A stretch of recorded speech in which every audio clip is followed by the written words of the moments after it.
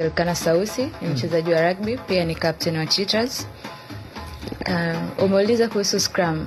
Scrum ni mchezo ambao ikitokea knock on kama kwenye football, mpira ukienda nje wakiwa wanarusha kona, ndo scrum half kwenye rugby. Okay. Scrum half inakuwa kwenye 15 inakuwa kama na watu 8 mpaka 10. Kwenye 7 inakuwa na watu 6, 3 kwa huku 3 kwa huko. Ni mchezo ambao yani lazima watu wa uingize mpira kati. Okay. Watu wasukumane. Ni mnagombania mpira kwa nguvu. Mwenye nguvu ndo anapossess ule mpira na mwenye akili ndo anaweza kupossess ule mpira. Okay.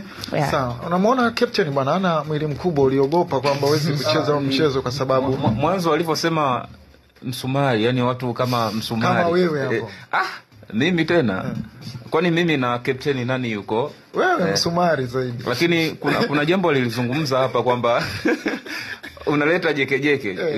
Kuna jambo lilizungumza kwamba mwenye nguvu anaweza kuposesi mpira, lakini mwenye akili pia anaweza kuposesi mpira. Pengine hii ipoje? Maybe kwa watu ambao tuna miili wembamba kwa maana hiyo. Kwa sababu mimi ni mrefu, siwezi kusema wenye miili midogo, lakini tuseme wembamba. Pengine naweza nikawa na performance bora zaidi kuliko hata mtu ambaye ana mwili mkubwa au anatumia nguvu kubwa.